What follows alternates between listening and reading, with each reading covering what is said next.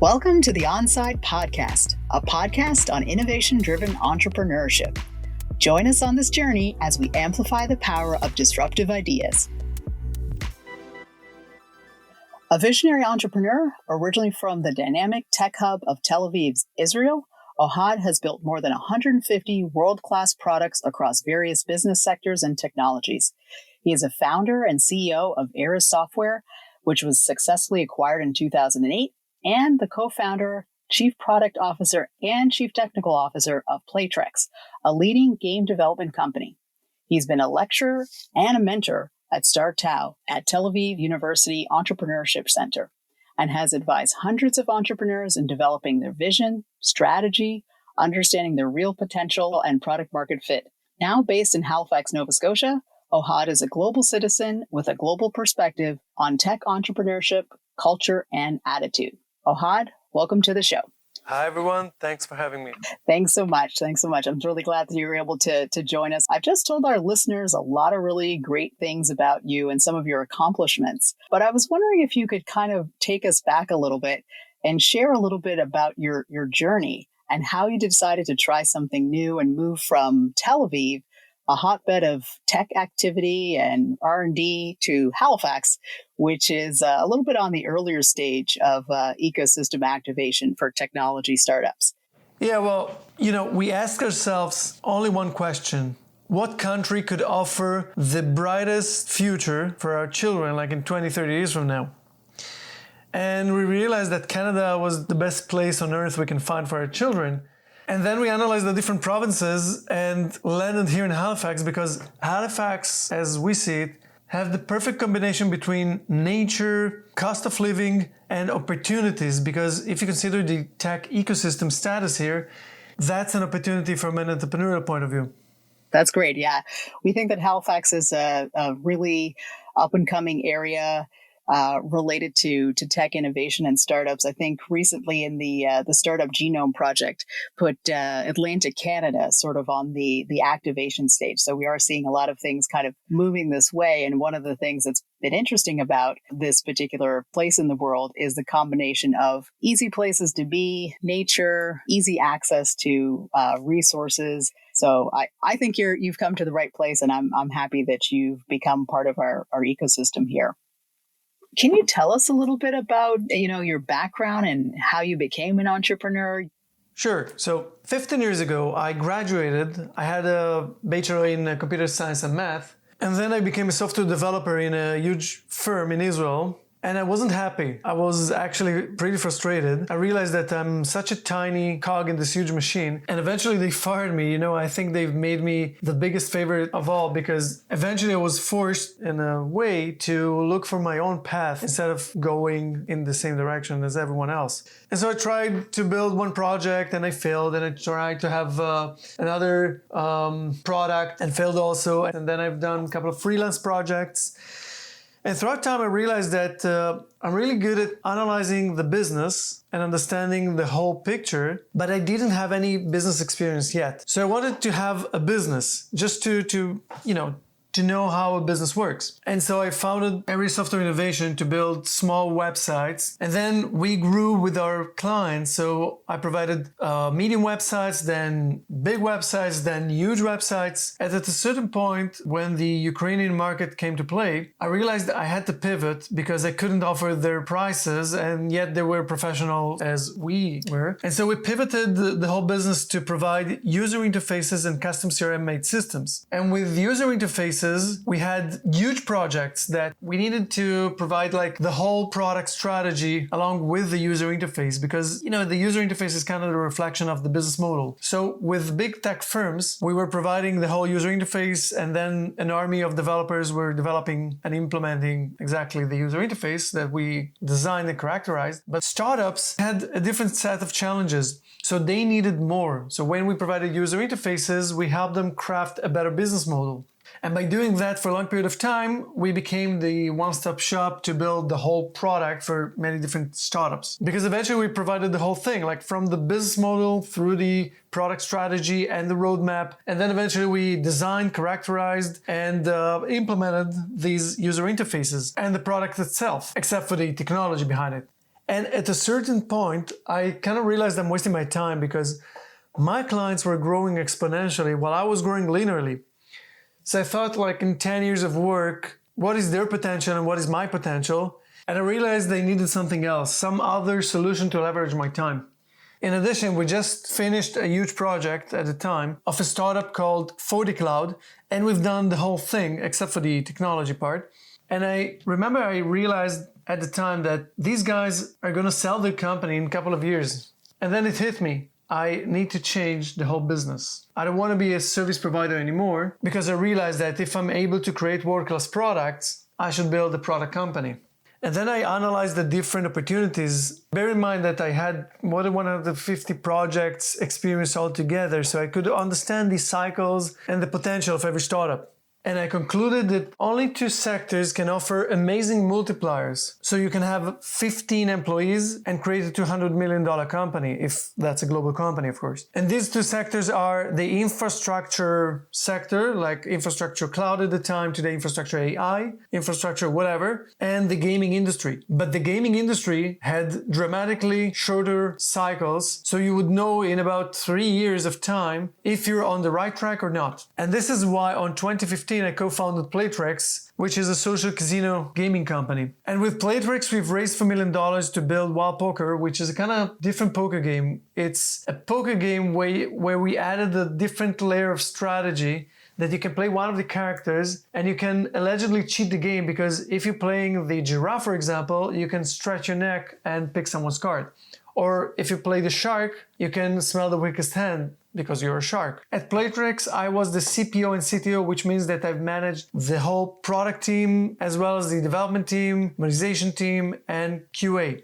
And you know what? It's funny because usually in these kind of companies, you get two different individuals. You got the more tech-savvy guy, which is the CTO, obviously, that talks about the infrastructure, talks about, the scalability, that kind of talk. And the other guy, which is the more emotionally intelligent guy, talks about the market, the opportunity, and the features and how to characterize them. So the fact that I could conduct these two different kind of conversations, the tech conversation and the product conversation, was very, very efficient to Playtrix. We were 3 times more productive than others. Because the bottom line is that I didn't need to fight over resources with anyone. I just knew what's needed to be done, and I prioritized everything according to the highest business value to Playtrix. So after 2 years of work, on 2017, we brought on board Floyd Mayweather, the boxer from Los Angeles, and it kind of changed the whole business. Floyd Mayweather was initially our presenter, but eventually he became a partner in the company. And a couple of months later, we got our first purchase offers. And then in late 2018, I got my permanent residency approved. And since I was trying to move to Canada for a couple of years already, I decided to pack everything and come here. And just to have a closure on the Playtrix story, the company was acquired by a Canadian company a couple of months ago. That's awesome. That's a really awesome story. Well, I think we're pretty glad that you've decided to make Halifax your home, and I think we're all going to benefit from having you here and hearing your perspectives on things. At Onside, we're interested in fostering and building a community around innovation-driven entrepreneurship, and I'm kind of curious because you do have a global sort of perspective. Do you have an idea of how you would define innovation-driven entrepreneurship and how that's a little bit different from small, medium-size kind of enterprise? Innovation-driven entrepreneurship is first and foremost entrepreneurship which harnesses technology to provide business solutions and value. There's a misconception about innovation. Since innovation became a buzzword, many businesses are defining innovation as their goal. In fact, innovation is not what you do, innovation is not why you do something, innovation is how you do it. Entrepreneurship is the core of it, and it's about building a business, or if you will, building a value machine that generates more than $1 for every dollar it consumes. And in that context, innovation is the way to implement the business solution or provide value or create more efficient inner processes in this value machine. So innovation-driven entrepreneurship is utilizing new ways to create more value, be more efficient, scale faster, and offer a more competitive opportunity. Regarding the size of the enterprise, it doesn't really matter because it is the same thing. Whoever provides more value will eventually grow, period. And innovation is one way of doing it. You've started companies from scratch, gone through exits, and in your own journey, were there some things or moments where you faced barriers in creating your companies, where something clicked for you? Was there something that happened as you were growing your businesses that made you have a new perspective on entrepreneurship?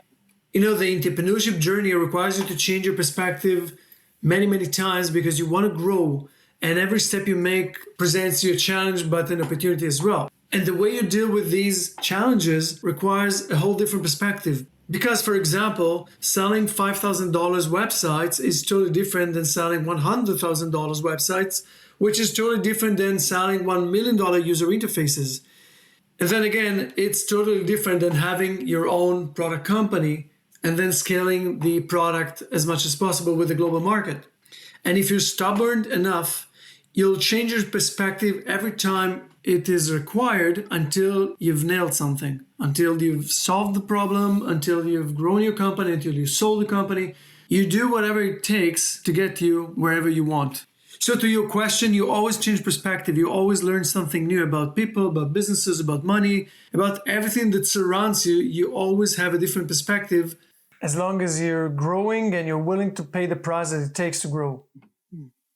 Thank you for that. That's insightful. We've said that things are at an earlier stage compared to Tel Aviv. And when things are new, there are opportunities. What are some of the opportunities that you're kind of seeing or that you've observed? What do you think those might be? Frankly, there are many different opportunities, and they're all somehow related to the global market. So the first type of opportunities, as I see it, is undervalued companies. You got very interesting startups with founders that want to sell their companies for 8, 10, maybe $15 million. And that's an opportunity because a major player that is willing to pay that amount of money for your company, he's confident enough that he can sell the same company for $100 million or more with the same activity, maybe with minor tweaks, changing the strategy or tweaking the product to match it to the global needs. That's one type of opportunities here. The second type of opportunities is that startups are struggling for the wrong reasons here in Atlantic Canada. And there are many different circumstances for that, but it doesn't necessarily have to be that way. In fact, it's much easier with the right mindset and the right terminology and the right ideas and the right tools to become globally competitive. So solving this gap between these startups, advanced stage startups, and the global market is a great opportunity. And the third type of opportunities is closing the gap from many different angles between the local tech ecosystem here and the global market. It includes all the aspects of circulating private investments through the ecosystem and create great multipliers with the right businesses, the right startups, the right leaders, and serving the global market with local talent. I believe that many things can be done here because I haven't met in any other place so many powerful key players with great intentions who are willing to invest their own time and money to help the tech ecosystem go in the right path. So addressing and solving the gap between the local tech ecosystem and other global tech ecosystems is the third opportunity as I see it. Interesting. You raised a lot of really interesting points kind of about our ecosystem that's here in Atlantic Canada and Nova Scotia and Halifax.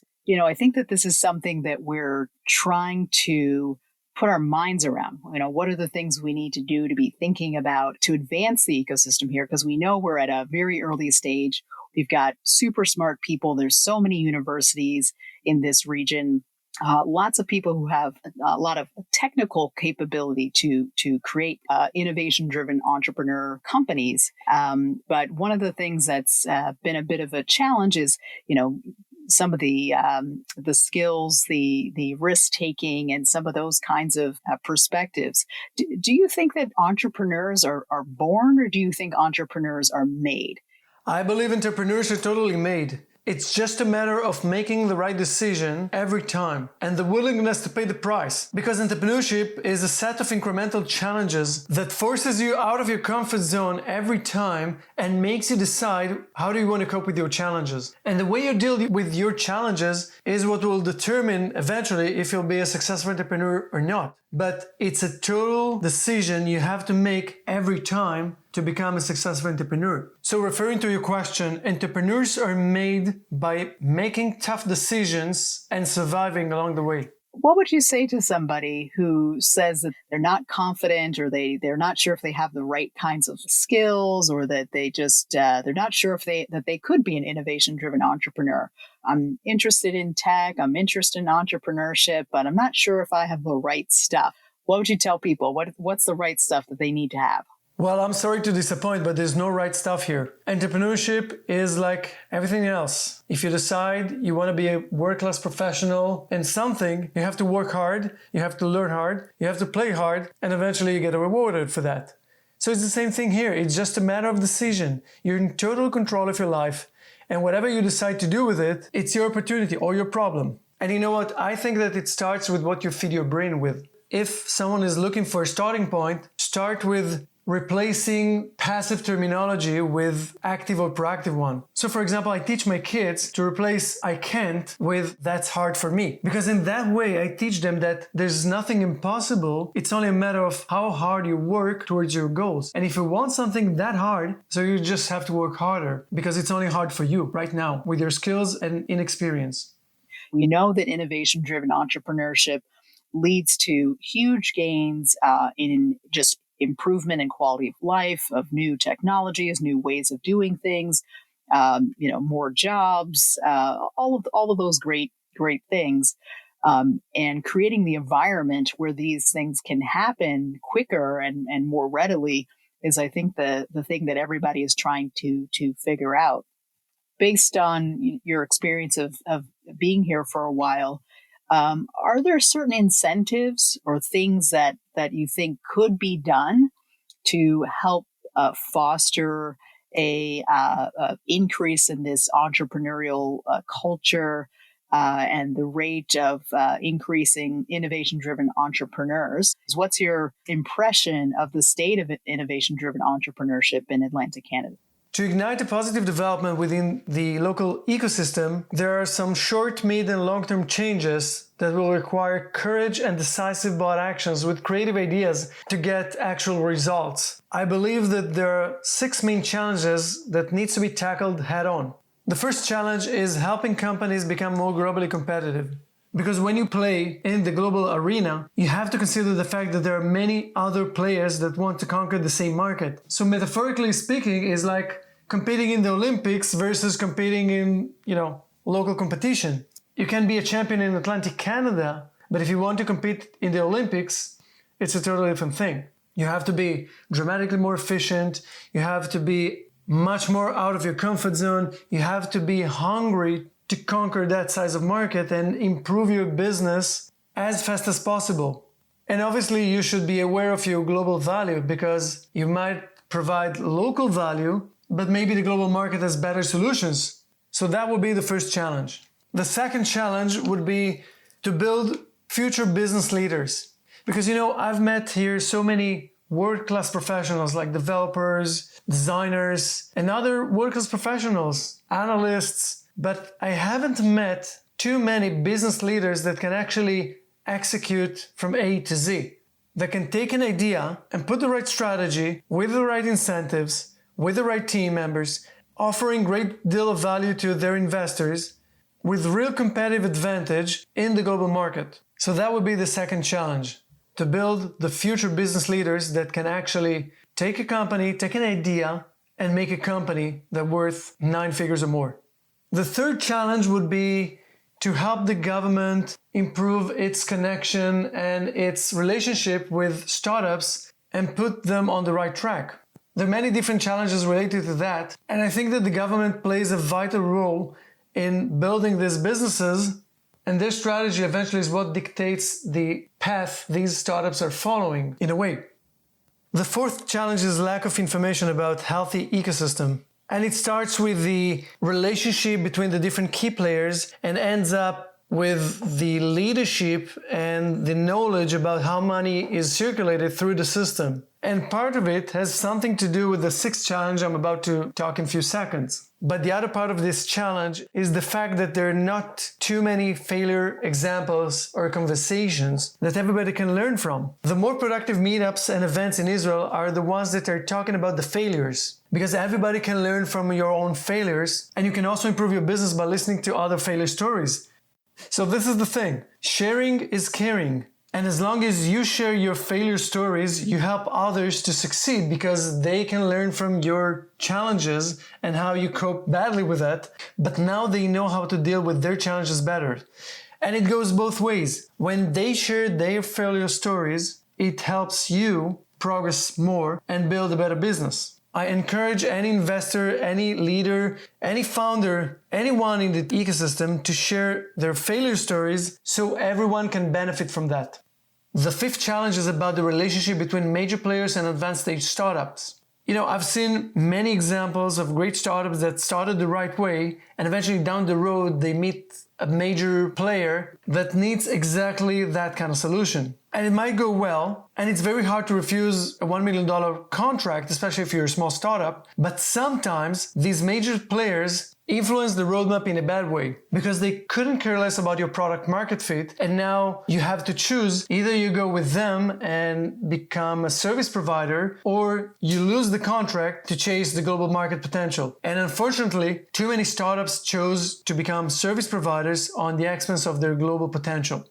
The sixth challenge that needs to be tackled head on in order to improve the ecosystem is that we have to encourage healthy conversations about the implications of conservative society. To be clear, I don't think it contradicts having a conservative society along with a healthy tech ecosystem, but we have to find solutions to the challenges that conservative society creates in the context of startups, like risk-averse, fear of failure, slow adoption, and most importantly, have a direct feedback that can help you improve your business. We need to find workarounds that would work with our society and eventually would generate a healthy tech ecosystem. So these are the 6 challenges I think that needs to be solved in order to put Atlantic Canada on the global tech ecosystem map. That was very helpful to have you kind of lay it out the way that you see it. And I know you've worked internationally and consulted many different countries and with many different kinds of companies and places.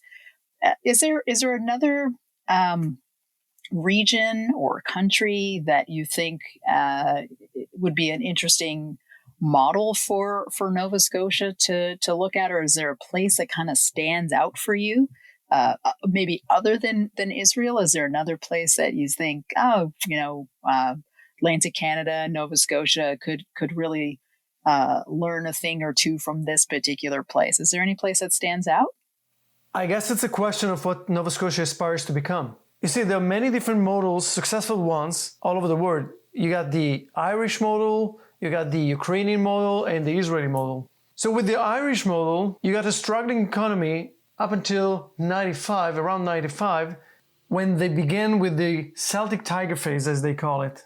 They've made everything to bring foreign direct investment to their country and lowered the corporate tax to very low rates. And they had a couple of programs to better manage their economy with the new social partnership approach. And all of that together is what helped transform the Irish economy into what it is today. Because what happened from that point on is that foreign corporates relocated their headquarters to exploit the low tax rates, with the European market in their mind. And eventually, this is what made the Irish economy one of the wealthiest ones in Europe. Another successful model is the Ukrainian model. In 1996, the average monthly salary in Ukraine was $5 a month. And this year, the average monthly salary in Ukraine is $591. What happened is that in the last decade or so, they realized they have very bright individuals, and by exposing them to the global market and offering their professional services to international corporations, they can make more. So what happened in the last couple of years is that they became one of the largest nations that provides professional professional services in terms of technology, development, design, and so on. By exposing the local market to the global market, they not only learned how to become more competitive, but also they were able to multiply the average salary more than 100 times in about a decade or so. So I know you ask for different models except for Israel, but I gotta bring the Israeli model here because I think that if Nova Scotia aspires to become a meaningful global player in the tech ecosystem, that's a great example. So the Israeli model is all about creative ways to survive. And I'm not talking about the existential issue, I'm talking about survival in business and how you find new creative ways to make more with less. Because you see, Israel is a very competitive place, and eventually it encourages you as an entrepreneur to find very creative ways to make more with less resources and become profitable. So for example, you might want to outsource your development work to someone like a Ukrainian company, but at the same time, you aspire to conquer the US market because this is one of the biggest markets out there. And because it's such a competitive place, you can't have a real business conversation without taking into account the global market. Whoever starts a meeting, an investment meeting, for example, in Israel, talking about the local market gets thrown out of the door. Because investors in Israel don't care about the local market, they do care about conquering the global market. You gotta have a big vision and a viable strategy to conquer the United States market, otherwise your product is worth nothing. But the main thing here is that the intellectual property stays within the country most of the time. So eventually with the Israeli model, you get some of the most creative business leaders out there that are hungry enough to make the efforts and pay the price that it takes to build global businesses and thrive. And when they finally exit their companies, they're willing to invest more money in the economy with fresh startups because they know that they have one of the most successful startup ecosystem out there and they can have amazing multipliers for their private investments. So back to your question, there are many different successful models out there and it's just a matter of what Nova Scotia aspires to become and how eventually Atlantic Canada will cope with its current and future challenges. That there have been some folks from here in the region who've gone to Tel Aviv and to Ashdod, looking at examples of the Living Lab and different initiatives that are taking place there, as well as looking at the tech incubators and accelerators that are prominent all over Israel. So I think that point is well taken. As we kind of turn our attention a little bit to some of the challenges that we're facing lately, one of the things we're sort of in this situation now with the COVID-19 and the global pandemic that is facing our world, and startups are also being impacted by this pandemic as well. Do you have some thoughts about what the greatest impacts will be to startups because of COVID-19? COVID-19 is a major challenge, especially if you have to pivot your whole business to survive. I believe that in some kind of a twisted way, COVID-19 had a positive impact on leadership and the organizational culture because it forces managers to become leaders because they can't manage their employees remotely with micromanagement tools. So they need to develop micromanagement tools and find ways to make their employees intrinsically committed to the goals and targets and the milestones ahead. And I think that's a positive impact on leadership and the organizational culture. From startups' point of view, I believe it's yet another challenge to deal with, although it's a major challenge, but yet just another challenge to deal with on your way to success. That's interesting. I mean, I think what you're talking about, and I think everybody is sort of experiencing this at this moment, is that your back is in a corner and you have to start making some critical decisions relatively quickly if your organization, startup, etc., is going to survive, and not just survive, but actually thrive. So we have this expression, separating the wheat from the chaff, and this will certainly start to do that. But I do think you're right. There are likely some leadership opportunities and skill development opportunities that will help hopefully take companies to that next level. Are there other things that you're thinking about how companies and startups in our region can prepare themselves or get themselves ready to scale up? Are there things that, we're in this sort of unique situation now, and the leadership aspect is going to be critical, but are there other things that companies should be thinking about as they are in this moment and thinking about scaling up? Generally speaking, without considering the COVID-19 situation for a second, I think that any company that wants to scale up needs to do that only when they have product market fit. And preferably, we're talking about the global market. So given you have product market fit, you should try to scale up as fast as possible, exploiting as many resources as possible, raising money as much as possible. Try to build automatic processes within your company. But for companies without product market fit, I think it might be traumatic to try to scale up and then realize there's something missing. It can be devastating to the company as well as very expensive. And actually, there's a great lecture that I always recommend of the CRO of HubSpot that is called A Step-by-Step Guide to Revenue Growth. And it talks exactly about that. And in the context of COVID-19, I think that it's very important to stay as close as possible to the market because many market fits have changed lately and maybe the product or service value props became irrelevant. So I advise everyone to stay as close as possible to their markets and try to be sensitive to understand the trends that affected somehow the product and the product market fit and pivot accordingly. I think that's a very important observation because you're right. The consumer's behavior is changing. The way we interact is changing. And so being aware of that and thinking about that might be something that's really important for companies to be thinking about right now. So I think we're getting close to our time. I have a couple of extra questions that I thought I would throw at you. You've been so kind in sharing with us, your perspectives about some of the issues around culture and entrepreneurship and incentives that can make an impact.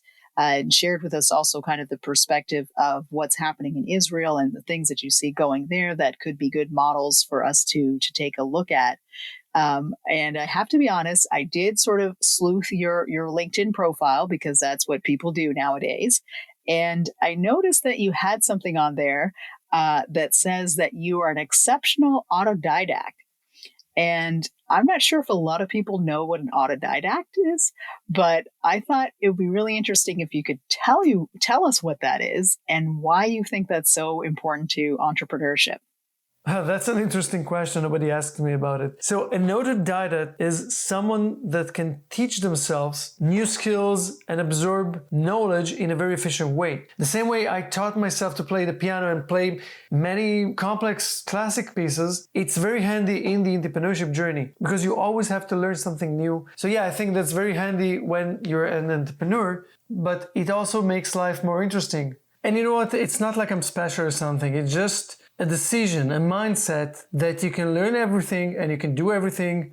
And it's exactly the same thing. You're in total control of your life. You can decide what's best for you. And if you decide you want to learn anything, you can do it and you can actually be successful. I like that. I was telling somebody recently, if you don't know how to do something, there are these amazing tools that are out there. And one of the tools is YouTube. If you don't know how to do something, just look it up on YouTube. I was telling one of my colleagues that I learned how to use a snowblower. I had no idea how to use a snowblower, but I learned how to use a snowblower by watching a 15-year-old on YouTube demonstrate to me what I needed to do to get the snowblower working in a blizzard. So I too think that that's an important skill. If you don't know something, times have changed and there's a source of information out there. And if you have a little bit of curiosity, that'll take you a long way. So I appreciate that. Right. So before we wrap up, I want to say thank you to everyone for listening and especially to you, Alex, for bringing me here, sharing my ideas with you guys. As a straightforward person, I totally believe in directness. So if anyone wants to contact me, I encourage them to send me a message through LinkedIn or maybe send me an email that is also published on LinkedIn or maybe say hi the next time you see me at Volta. Thank you. That sounds great. That sounds great. Well, I've definitely seen you around Volta, which is the tech hub that we have here in Halifax. If you're listening in from another location, Volta's right down here in Halifax. So you can find Ohad there or on LinkedIn or other places. So at this point, I want to thank our audience for listening. We know that there are hundreds of thousands of podcasts that are out there. Thanks for listening to ours and to learning a little bit about Ohad and his perspectives about innovation-driven entrepreneurship here in our ecosystem, ways to face some of the challenges that are in front of us, and hear some perspectives about ways to move forward. I would love for you to subscribe to our podcast. And you can also take a gander at our website, which is onsidenow.ca. So thanks so much for that. And I also want to send a shout out to Sharon, who helped us organize this podcast today, and also Podstarter, who helped us put this together. So thank you, everybody, so much. And thanks for listening.